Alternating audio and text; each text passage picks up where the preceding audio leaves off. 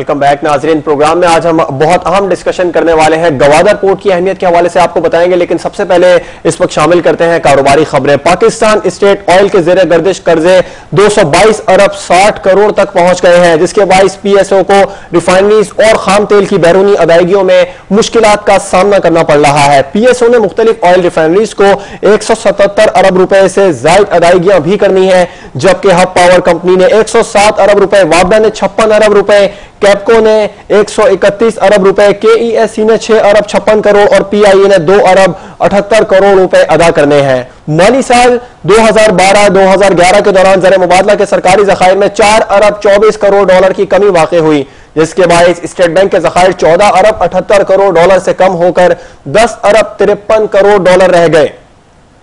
वफाकी चैम्बर ने मईशत के इस्तेहकाम के लिए मुस्लिम ममालिक के बाहमी तिजारती ताल्लुकात को फरोग देने पर जोर दिया है।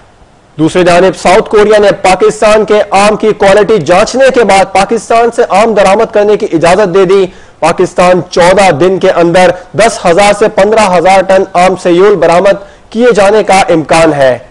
आज आलमी मंडी में खाम तेल की कीमत में मामूली कमी देखी जा रही है। लंदन में ब्रेंट ऑयल की कीमत 41 सेंट की कमी के साथ 100.27 डॉलर फी बैरल और न्यूयॉर्क में WTI 57 सेंट कमी के साथ 87.09 डॉलर फी बैरल पर ट्रेड कर रहा है।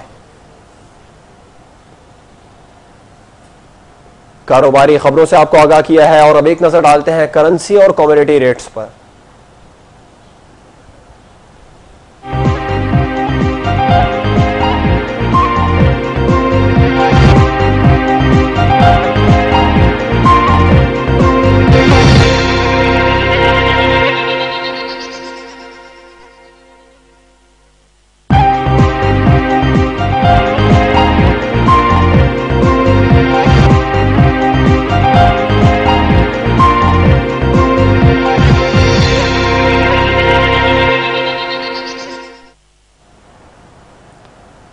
नाज़रीन, आज हम प्रोग्राम में बहुत ही अहम टॉपिक डिस्कस करने जा रहे हैं गवादर पोर्ट की अहमियत के हवाले से और पाकिस्तान की मईशत पर भी इसके कितने असरात मुरतब होंगे। एक और पोर्ट अगर बन जाती है और इसका बाकायदा तौर पर आगाज कर दिया जाता है, आगाज तो हो गया है लेकिन उस तरीके से काम वहां पर शुरू नहीं हुआ गवादर पोर्ट में जिस तरीके से उम्मीद की जा रही थी, तवक्को की जा रही थी। बैरूनी कुछ कुव्वतें भी हैं जो गवादर पोर्ट को ठीक तरीके से चलने नहीं दे रही हैं, बहुत अहम रुकावटें भी हैं। इन तमाम तर सूरत हाल भी बात करेंगे और गवादर पोर्ट के हवाले से बताएं आपको कि मादनी दौलत से माला माल खित्ता बलूचिस्तान पाकिस्तान में इलाकाई जुग्राफियाई हवाले से खदोखाल के लिहाज से एक अहम मंसूबा है। बलूचिस्तान की सरजमीन अपने आगोश में बेशुमार कुदरती वसाइल रखी हुई है, जिस पर मुनासिब रिसर्च और सरमायाकारी करके इनफरादी तौर पर सूबे और इज्तिमाई तौर पर पाकिस्तान के लिए मुस्तकिल आमदनी का जरिया बनाया जा सकता है। बलूचिस्तान में वाक़ गवादर पोर्ट अपने महल वक़ू के बायस खास अहमियत का हामिल है। गवादर पोर्ट बहरे अरब के किनारे कराची से 533 किलोमीटर और ईरान की सरहद से 120 किलोमीटर दूर वाक़ है। गवादर में बंदरगाह के तामीराती काम का आगाज मार्च 2002 में हुआ और ऑपरेशन का बाकायदा आगाज 2008 में हुआ। गवादर पोर्ट को कार्गो की शिपमेंट के अलावा दीगर बड़े मंसूबे के लिए इस्तेमाल किया जाता रहा, जैसा कि oil storage, refinery, export processing and industrial zone. Number 4 पे है export of minerals, export of live stocks, seafood industry, fishing industry और दीगर रिहायशी होटल्स और सयाहत के मंसूबों पर अमल दरामद करके मुल्की मईशत की तरक्की में अहम किरदार अदा किया जा सकता है।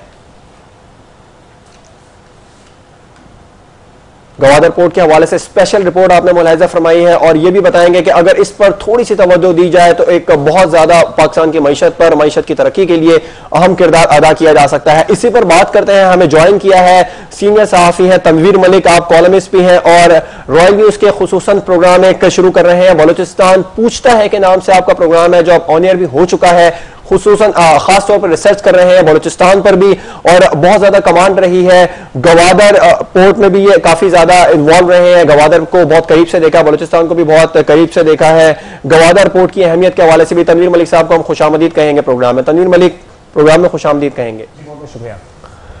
गवादर पोर्ट के हवाले से बात करेंगे तनवीर मलिक को भी। तनवीर मलिक ने हमें ज्वाइन किया। तनवीर, पाकिस्तान पूछता है, आपने प्रोग्राम शुरू किया है बलूचिस्तान के हवाले से, बलूचिस्तान पूछता है, आपने प्रोग्राम शुरू किया है जिसमें बलूचिस्तान के अंदर मसाइल हैं उनको उजागर करने की कोशिश की है, बलूचिस्तान में जो बैरूनी मदाखलत है उसको उजागर करने की कोशिश की है। इसके लिए आपको बहुत ज्यादा हम अप्रिशिएट करेंगे कि आपने एक काविश शुरू की है बलूचिस्तान जो पाकिस्तान में बहुत अहमियत का हामिल है। एक गवादर पोर्ट आप बात करते हैं टॉपिक के ऊपर, गवादर को आपने बहुत करीब से देखा है, बलूचिस्तान में भी आप काफी अरसे रहे हैं। पाकिस्तान की तरक्की में गवादर का क्या किरदार है तनवीर, और हमसाया ममालिक को देखते हुए गवादर की जोग्राफियाई अहमियत क्या है?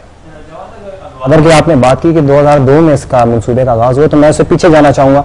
1952 में जब बाकायदा तौर पर मस्कत में गवादर को पाकिस्तान के हवाले किया और ऐसे थे पाकिस्तान में गवादर शामिल हुआ, उससे पहले भी हम ये कह सकते हैं कि ऑपरेशन था किसी हद तक गवादर, जो नेचुरल तरीके से थी, वहाँ माहीगिरी भी हो रही थी, वहाँ कुछ सामान आ भी रहा था।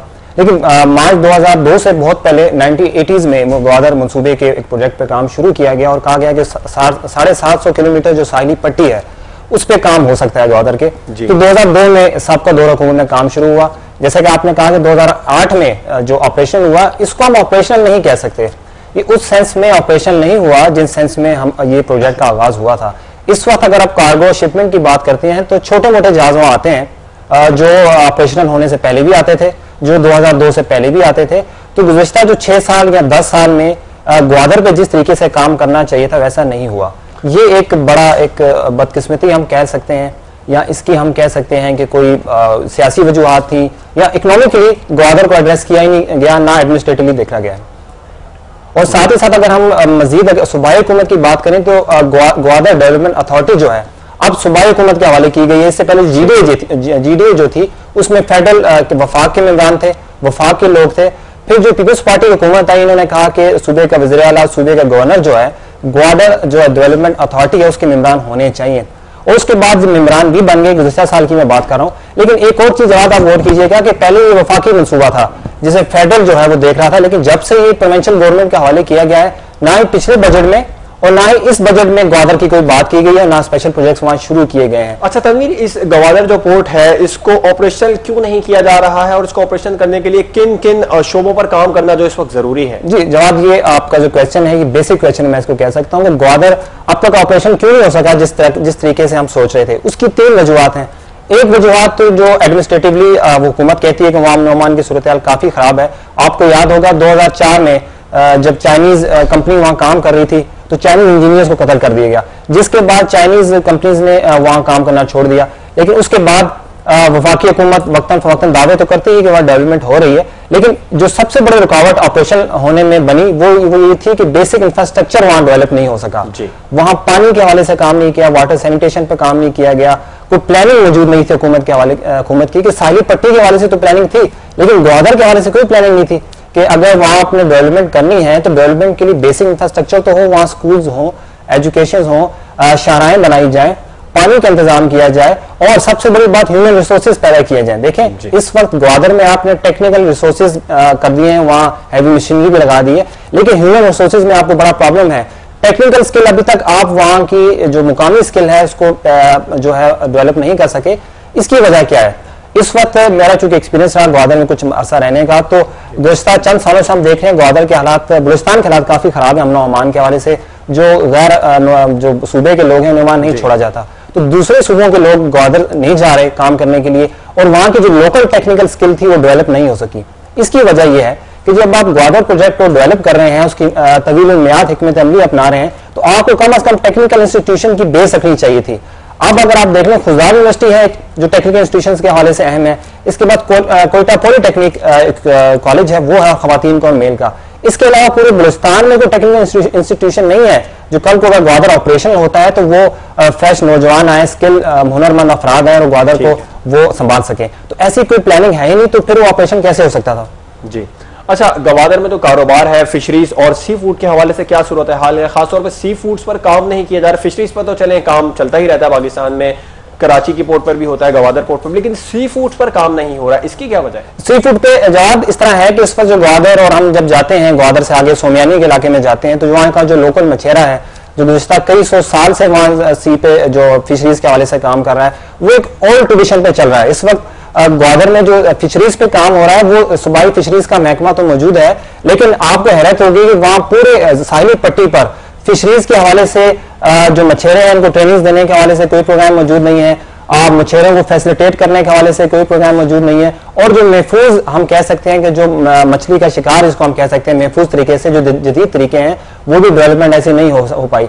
आप अगर देखें कि जो फिशरीज के हवाले से हमारी प्रोडक्शन है ग्वादर की इस वक्त अगर हम ग्वादर पे फिशरीज के हवाले से बाकायदा प्लानिंग करें तो पूरे एशिया में तकरीबन 2 अरब से ज्यादा रुपए की हम फिशरीज जो है वो दूसरे ममालिक को भेज सकते हैं। लेकिन इस वक्त सिर्फ और सिर्फ अगर हम देखते हैं तो 30 से 40 करोड़ रुपए का फिशरीज के हवाले से काम हो रहा है। दूसरा, आपने सी फूड की बात की है तो सी फूड में झींगा अहम तरीन ग्वादर की जो है वो एक वो है फिशरीज सी फूड के हवाले से एक चीज है, लेकिन झींगा पे भी काम नहीं हुआ।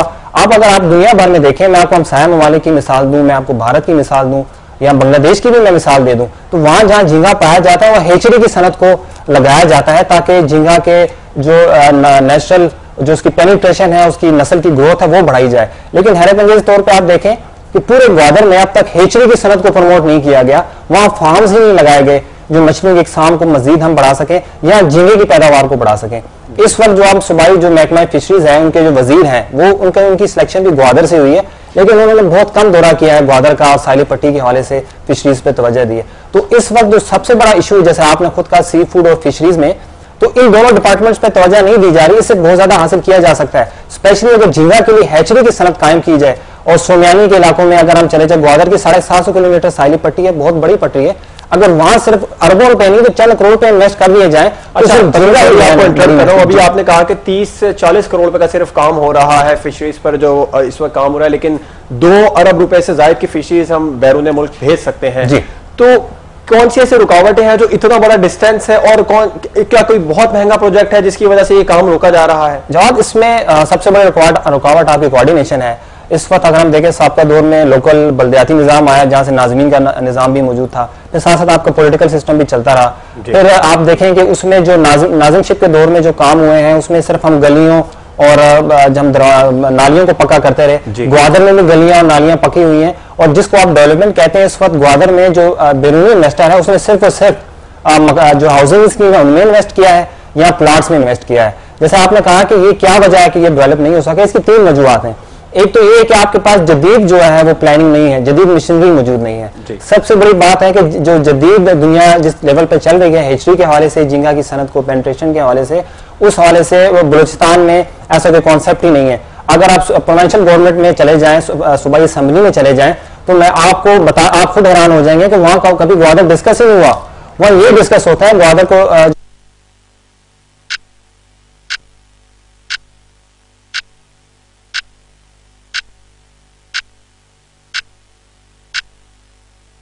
लासानी का अर्क महजल, मोटापे की वजूहात को कम करने के लिए मुअस्सर दवा। लासानी अर्क महजल, वजन घटाएं, सेहत पाएं। अब जदीद प्लास्टिक लेबल और मुकम्मल मालूमाती लिटरेचर के साथ लासानी वज़ीर आला ग्वादर में मौजूद थे, वहां दस्तखत हुए। लेकिन अलमी बात यह, उसके बाद भी किसी वज़ीर आला ने, किसी गवर्नर ने उस एरिया का दौरा नहीं किया, और वहां के लोकल जो प्रोडक्शन कर रहा है बंदा, जो डायरेक्ट प्रोडक्शन कर रहा है, जिसमें मछेरा भी है, जिसमें ठेकेदार भी वहां मौजूद हैं, जिसमें जहाज साजी वाले लोग भी हैं, उनसे पूछा नहीं गया कि उनके मसाइल क्या है, ना उनको पॉलिसी में शामिल किया गया। एक तो ये वजह। सेकंड मसला वहां अमन अमान का है कि अमन अमान की हालत चूंकि बहुत खराब है और बोरनी की रेट इस हद तक नहीं है, तो वहां जब गैर मुकामी आबादी को भी टारगेट किया जाता है, साथ ही साथ गैर मुल्कियों को भी टारगेट किया गया है, कुछ अगवा भी वहां से हुए हैं। इस वजह से वो जो हमारी डिमांड थी कि इंटरनेशनली कंपनीज वहां आए और बाकायदा काम करें, तो बाकायदा काम यहाँ चाइना और सिंगापुर ने वहां इन्वेस्टमेंट की है, चाइना अपना काम कर रहा है, लेकिन हमें चाइना के अलावा मजीद ममालिक की तरफ देखने की जरूरत है। चाइना तो अपना वहां काम कर रहा है, लेकिन ग्वादर में इंफ्रास्ट्रक्चर का बुनियादी जो मसला है वो कहां तक इस वक्त फंसा हुआ है? जवाब मैं अगर ये कहूँगा ग्वादर में इंफ्रास्ट्रक्चर का जो मसला है बहुत इनिशियल लेवल पे है तो गलत नहीं होगा। इस वक्त ग्वादर में आप हैरत होगी, जो ग्वादर में आम पानी पिया जाता है तो वो भी ईरान से मंगा के बोटल्स में पानी पिया जाता है। ग्वादर में मीठा पानी का कोई प्योरिफिकेशन प्लांट ही नहीं है। सबसे हैरत अंगेज बात यह है कि वहां लोग 200 से 250 की गैलन खरीद के पानी पीते हैं। वहां की सब्जी बाहर से आती है, वहां की बिजली ईरान से आ रही है। तो मुझे बताइए, जब सब्जी से लेकर पानी से लेकर बिजली तक ईरान से आती है तो वहां इंफ्रास्ट्रक्चर आपने डेवलप क्या किया? अब हम बात करते हैं इस पे कि जी वो NHA हमने बना दी, कौमी शाहराह बना दी जो ग्वादर तक हमें ले जाती है, लेकिन ग्वादर रुकने के लिए इंतजाम नहीं है, पानी मौजूद नहीं है, टाउन प्लानिंग मौजूद नहीं है, हाउसिंग स्कीम्स मैं 2-3 कंपनीज का नाम नहीं लेता जिन्होंने वहां इन्वेस्टमेंट की है, लेकिन वो हाउसिंग स्कीम्स भी मुकम्मल नहीं हो सकी।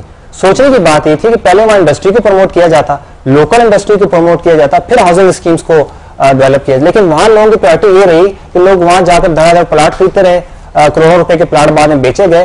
प्लाट्स के हवाले से काफी बिजनेस हुआ, कुछ लोग बहुत अरबपति हो गए, कुछ लोग कंगाल हो गए, लेकिन बाकायदा अगर आप ये कि इंफ्रास्ट्रक्चर डेवलप किया गया है वो बहुत गलत बात है। इस वक्त ग्वादर के अंदर आप सिर्फ ग्वादर इसमें आ जाए, छोटी सी आबादी है जिसमें 1.5 लाख के करीब आबादी होगी, वहां जो सरकारी स्कूल्स हैं वही अपडेट नहीं है, सरकारी स्कूल्स के निजाम ही नहीं है और एक सिंगल प्यूरिफिकेशन प्लांट भी नहीं है, तो वहां बेसिक इंफ्रास्ट्रक्चर कैसे आ सकता है।